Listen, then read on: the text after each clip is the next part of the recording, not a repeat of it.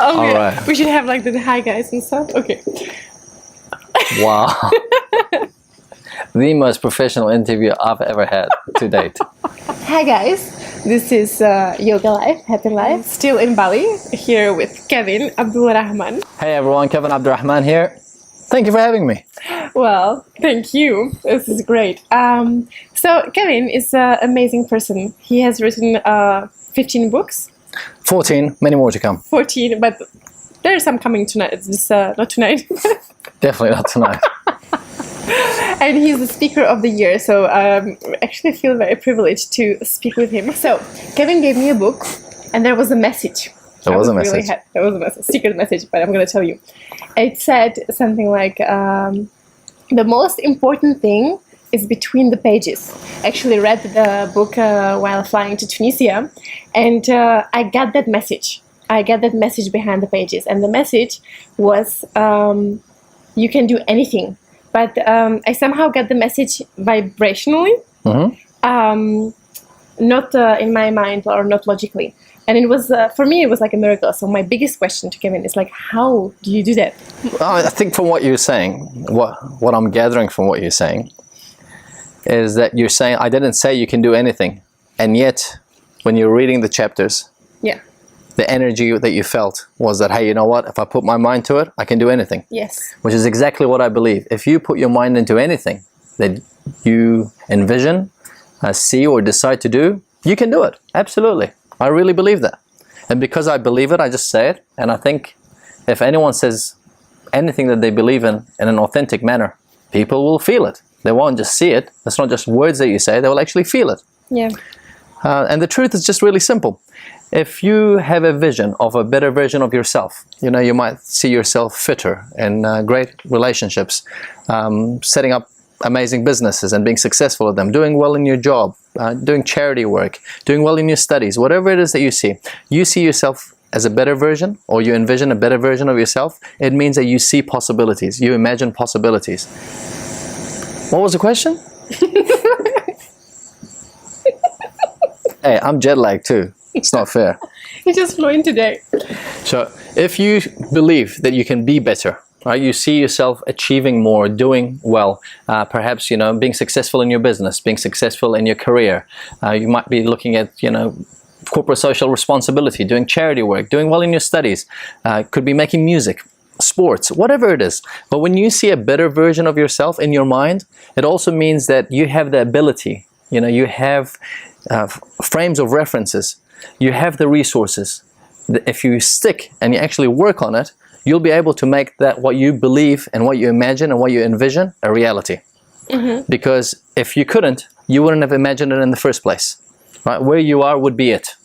The fact that you can actually see yourself being more, doing more, having more, giving more, means that there's so much in you still there, right?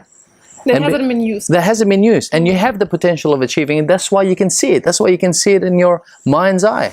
Okay, so I give you an example, guys. Today I was talking about, because we're in Bali right now, and there's a thought in my head that I might actually live here, or maybe I would like it.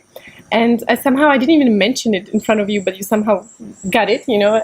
So Kevin picked it up, and he gave me the feeling of like, that's so easy. It's like literally easy. If you want it, you can have it, you know. Like, of course, like there's going to be some work, you're going to have to adjust something. Well, it's just really simple. It's, you know, Yeah. you are where you are in your life, and you know, you have goals of being able to reach more people with what you do in terms of teaching yoga, right? Yes. Or so anything it is. And so in your case, to me, it's just really simple. What you need to do is make a decision. Right? You can't decide to swim and just have like 1 foot in the water. Right? If you want to swim, you got to be all in. Right? You have a friend that's pregnant. Yes. Right? There's no semi-pregnancy. Like there's no like 50-50 or I'll do 75-25. You're all in. You're either pregnant or you're not pregnant. You swim or you don't swim. I go to the coffee shop or I don't go to the coffee shop. There's no in between. We all have things that we want to do. There's 1,000 things that I'd like to do. There's a difference between I'd like to do and I really want to do it.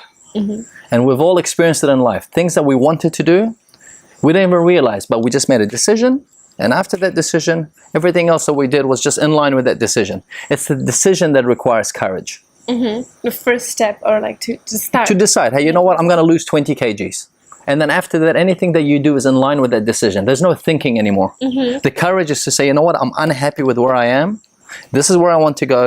Boom. I'm going to do it. Does it mean that you have to let go of things? Does it mean that you'll have to risk? Does it mean that you'll have to face fears? Does it mean that you'll have to get out of your comfort zone? Yes, yes, yes, yes. And to get out of comfort zone, that hurts. No shit. Yeah, fuck yes. Oh, shoot. So Kevin has a friend, and he decided... Just that one friend. I don't have any other friends. Just one. I'm just kidding. Maybe not. I think I've got 3. I'm one of them. So just to give you a full story about it, a friend of mine he's set up a successful business, has sold a successful business.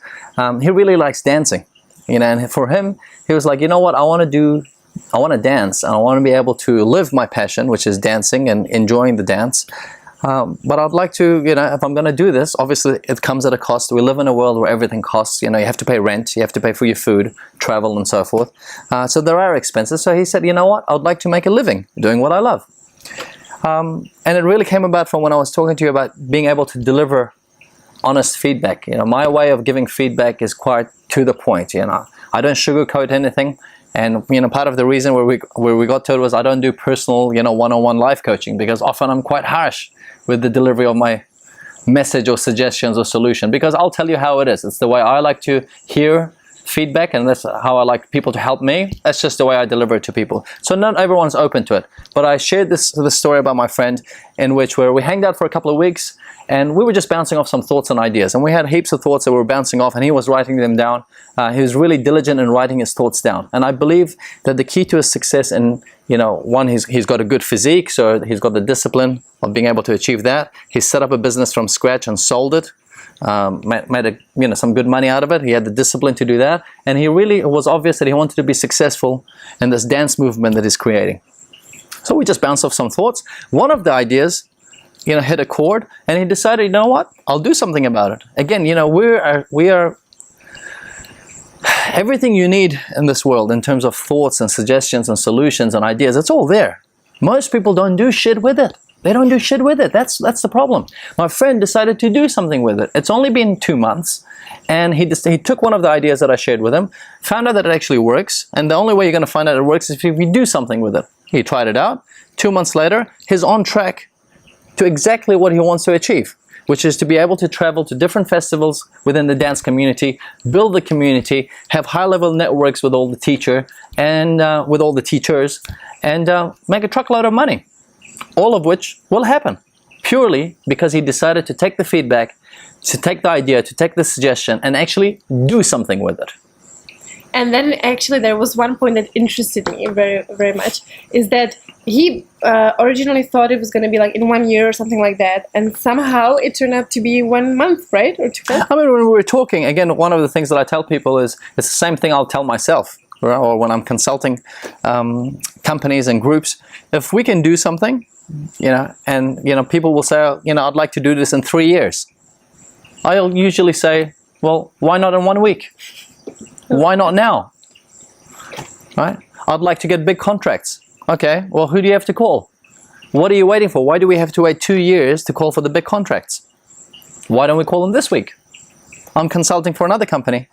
And one of the challenges that we're having is that we're facing growth problems, which is a good problem to have. But when I've taken a position as a consultant in this company, the first thing I said was, who are the exact clients you need to achieve? And the owner of the company goes, we need to hit this group, this level, that. All right, well, that's exactly what we're going to do. We don't need to build to that level. And this is what most people say. I'm going to start small, and then I'm going to grow it, and I'm going to take it, and then in 2 or 3 years' time, I'll go big. Why don't you just start big? Why don't you? It's the same effort. You have to pick up the phone. You call a small guy or a big guy. Same energy. Same digits. Same. Okay. Because that brings up another story of my friend who has a good job, well-paid job, but his dream has always been writing. He wanted to be a writer. Is he writing? And yeah, so he's not writing. And so your answer was, my question was like, Kevin, so what do you think about it? What he should do? Like he should quit his job and really like start writing, or? No, like because what I just said was simple. Is this person writing? And the answer was no. no. This person is not writing. So no, he or she is not a writer, or they don't really mean it when they want to be a writer. Because there are many stories of successful writers, best-selling authors who started off with a full-time job, and plenty of them. Just Google them, with a full-time job, with a family, probably didn't have enough money for whatever they needed to do, and still they made the effort. They got up an hour every morning, they slept 1 hour less, and they got up early in the morning, or they worked late at night when everyone was asleep, and they wrote 2 pages a day. But 2 pages, 365 days, that's 730 pages. Right? I think that's a novel. It's pretty thick, Right? yeah. But that's what you got to do. It's just 2 pages a day. So your friend likes the idea of being a writer, but is not a writer, and will never be, unless he starts writing. You see, a friend of mine once told me a few years ago, every time we'd walk past the piano or someone would play the piano, I would say, oh man, I'd really like to play the piano. And then one day when I was with this friend, he called me up on it. Because I said, oh man, I'd really like to play the piano. And he goes, you know what, Kevin? You don't like to play the piano. You like the idea of playing the piano. Because if you really like to play the piano, you'd be fucking playing it. Well, straight up. Yeah. And it made me think. And ever since then, I've never said, I like to play the piano. No, I have not learned how to play the piano. But I'm not saying I like to play the piano, because he was right. If I like to play the piano, I'd be doing it. Yes. Yeah. I picked up dancing a little while ago. Right? I didn't talk about the fact that I like dancing. I picked a dance, I like it, I started doing it. It's that simple. Yeah. Because we were talking about the knowing and doing. So it's very simple. It's very similar, right? And simple. When somebody says, I know, that basically means that they don't do it. They only know. So that means like actually even like one step backwards. Yeah. So because if they were doing it, they wouldn't be saying, I know, I should. Or there was a really nice saying, I don't know who it belongs to. I think I read it somewhere a while ago, and just said that people that know don't talk, and people that talk don't know. I thought that was pretty cool. Yeah. Just find something that drives you, where you won't have to talk about it and actually just do it. It could just be painting, it could be writing, it could be baking cookies, it could be making music, whatever it is. Right? My brother was saying, I want to make music. Well, guess what I told my brother? Shut the fuck up and actually make some music. Right? Talking about it is not going to be making music. Right? Do it. Yeah. Actually, make some music. Right? It's like me saying I want to be a motivational speaker. I can talk all about it, or I can just do it. If I do it, that's when I'm a motivational speaker. I'm a public speaking coach. Not because I'm saying I'm a public speaking coach, that's what I do. Right? If you're an accountant, you're a lawyer, you don't just say it. It's because you're practicing accounting, because you're practicing law, you're a chef, you're practicing being a chef, you're a swimmer, you swim. That's why you're doing it. That's why you have the title. It's the fact that you're doing. Knowing about it, who gives a shit? You could know law and you're not practicing. That doesn't make you a lawyer. Yeah. Does it? No. Yes, yeah. Fuck, that was good. Does it?